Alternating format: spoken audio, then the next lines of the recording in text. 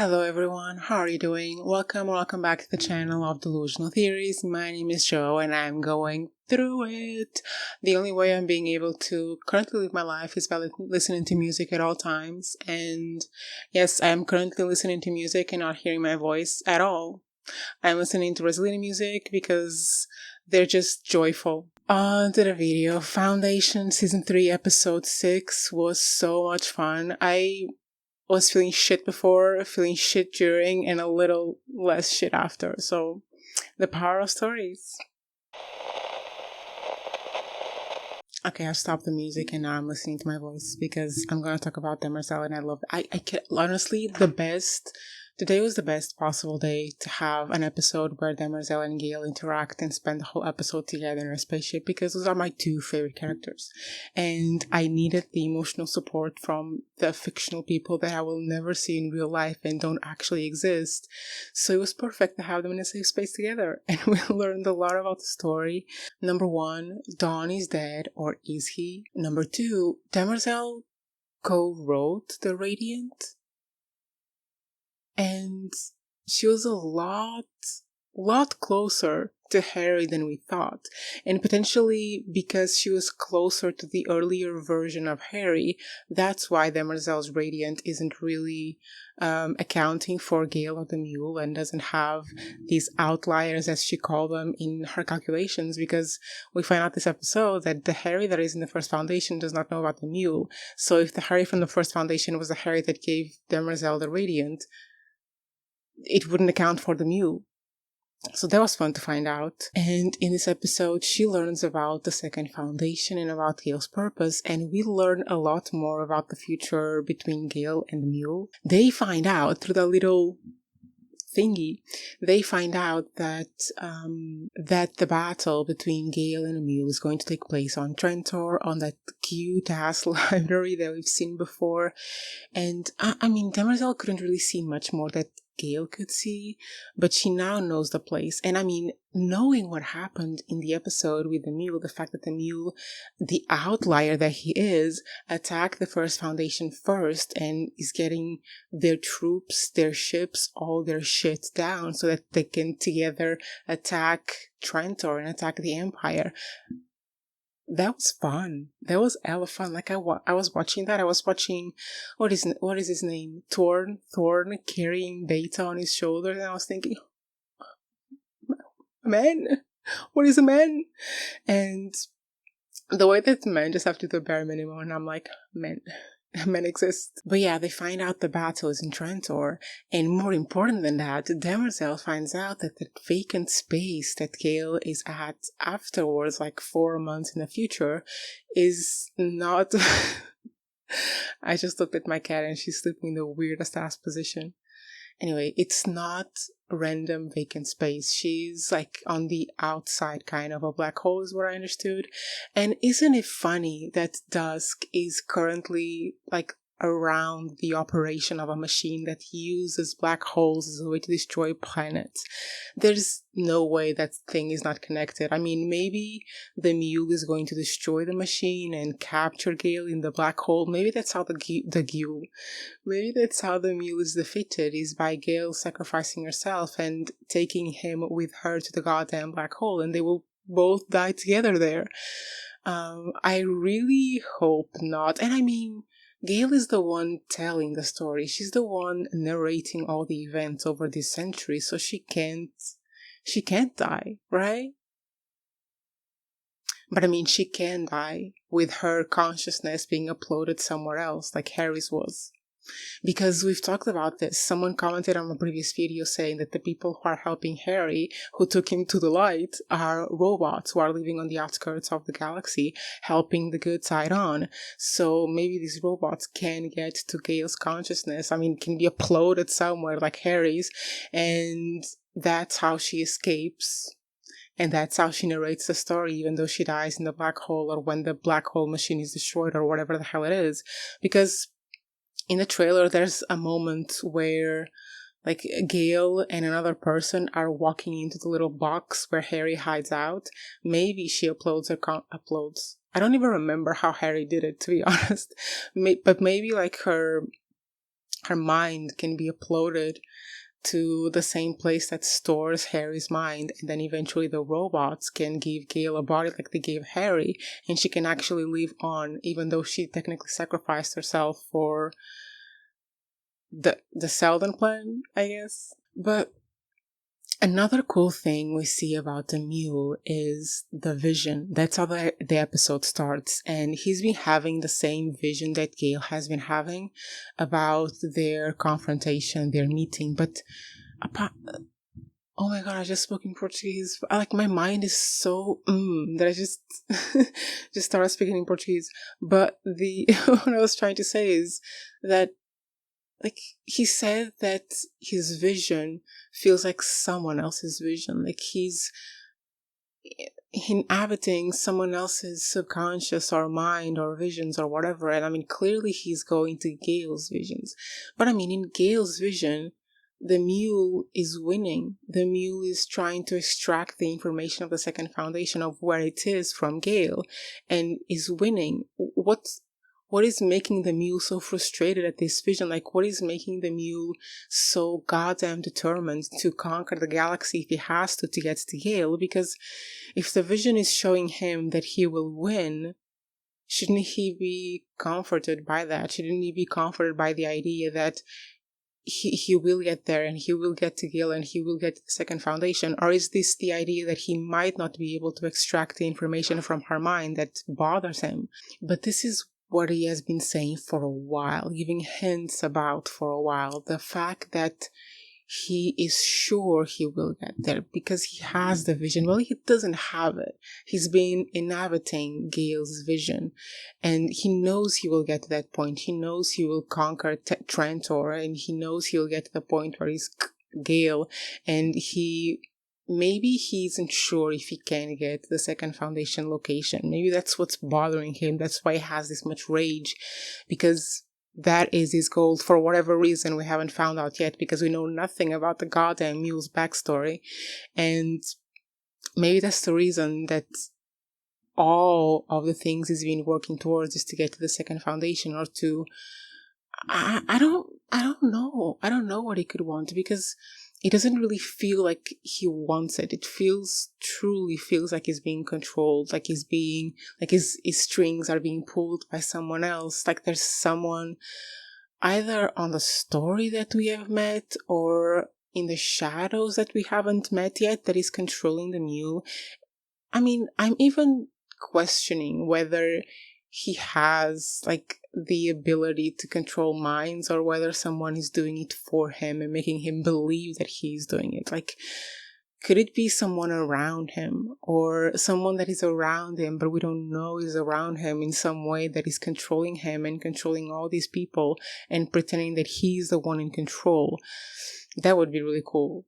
Unrealistic, but cool. But yeah, I really enjoy the fact that him and Gail are the two like unpredictable parts of the mathematics, the two outliers that mess up the calculations for everyone else, and like literally the two forces, one for good and one for evil. Like, it's a very simple concept in a way, but Foundation makes it so complicated and it's so cool to watch. I really enjoy how realistic some parts are, and when Demerzel came into the ship and told Gail, yeah, no, Dawn is dead. Like 12 seconds after he exploded into space, his nanites just stopped showing on my radar or whatever it is. So I like the idea that it's like realistic, that if he is ejected, floated into space, that he will be lost, he will be gone, even though he's Empire, even though he's a Cleon, he's a very powerful man, the space will take him anyway. But I was thinking that 12 seconds is a little bit too early. That's what she said! He was in a suit, and his nanite stopped working 12 seconds later? Really? Really?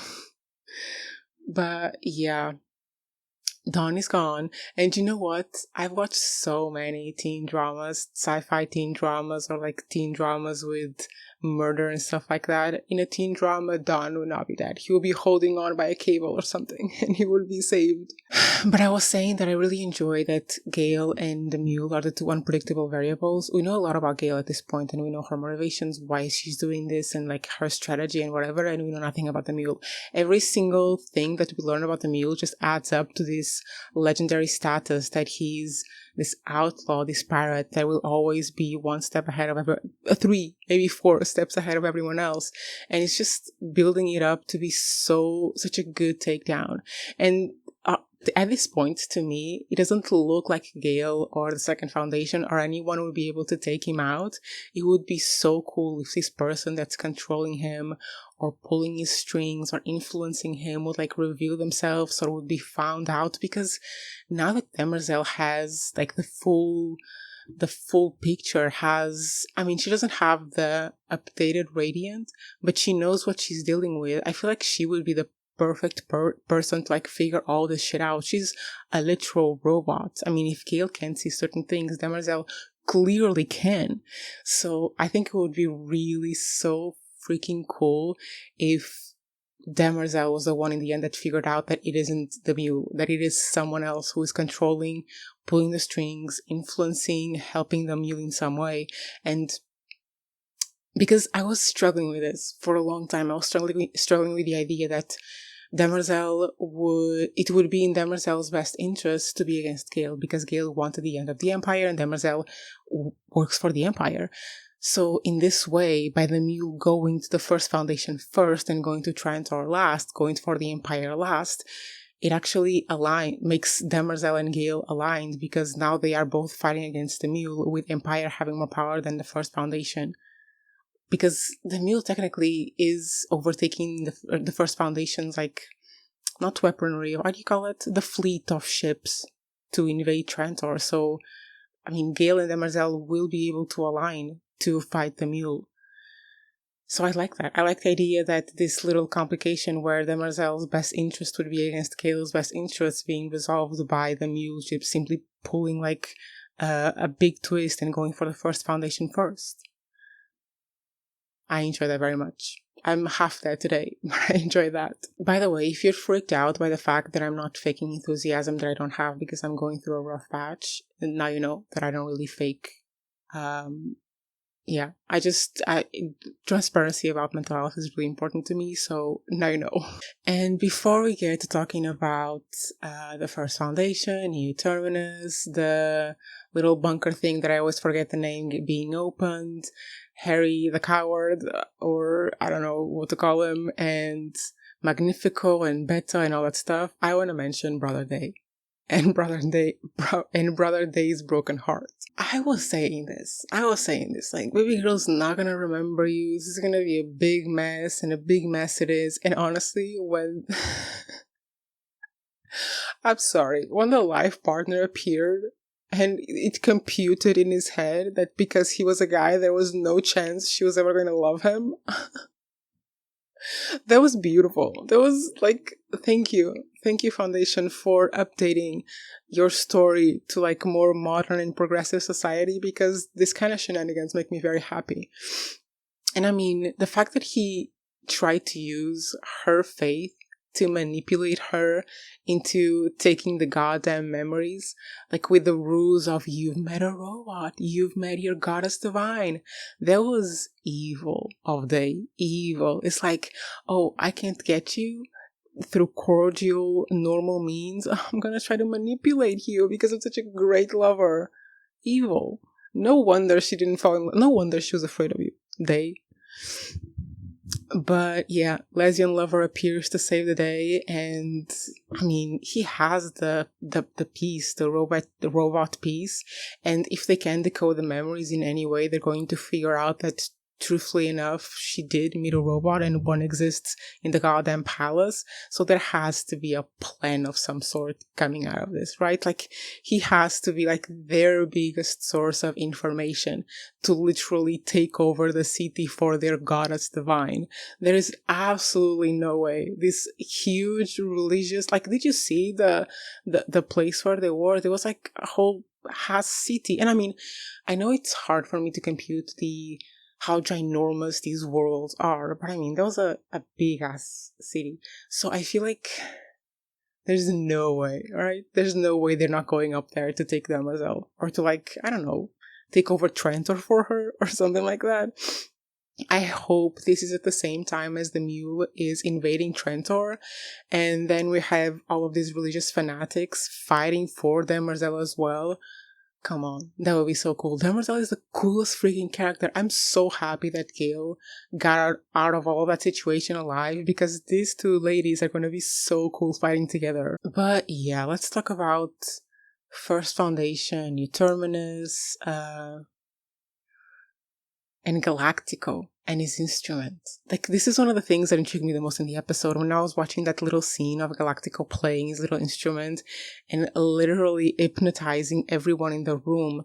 And like, I feel like I realized what happens with the emotions. Like, whatever he is feeling, the instrument enhances it so that other people can also be like hypnotized by his feelings. So when he goes to war and he feels invincible or whatever, I don't know, maybe I don't understand how it works. Anyway, he entrances them in some way. He keeps them like in this little trance, in this little hypnotic emotional state of his. And I think one of them even described that they feel like undressed or something like that. Like,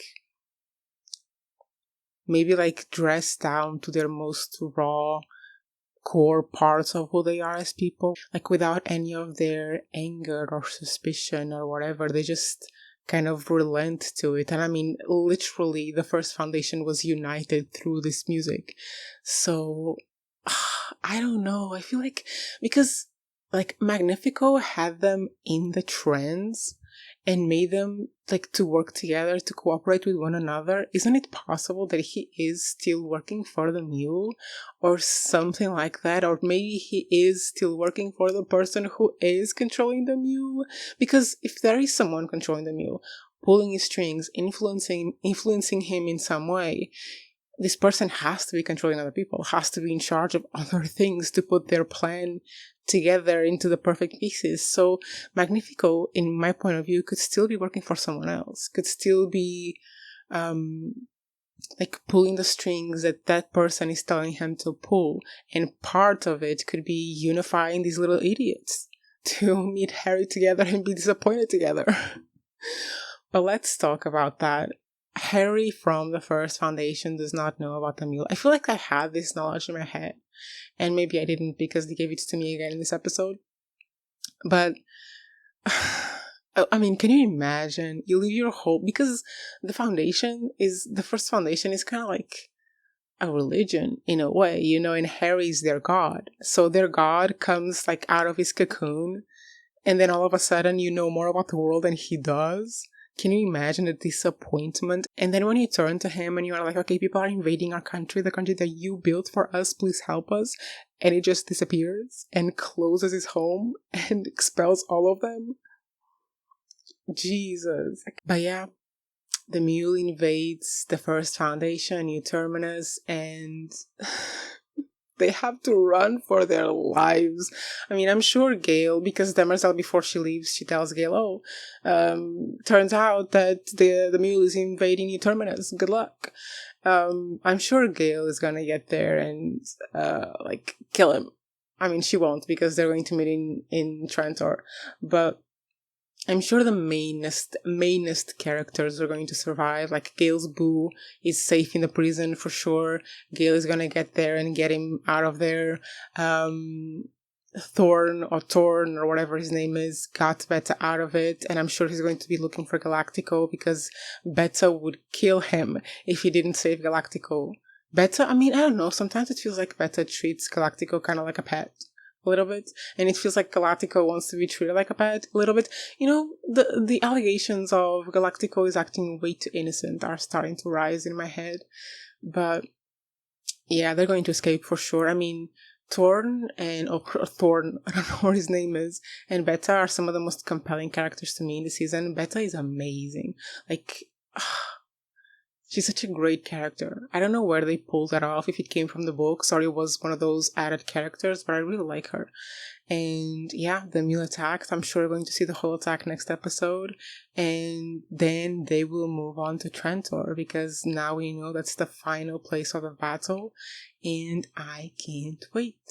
I mean, this review is going to be very monotone and boring, and it's fine, but that's what you get today. My mood is improving. It was really bad a couple days ago, but now it's getting a bit better.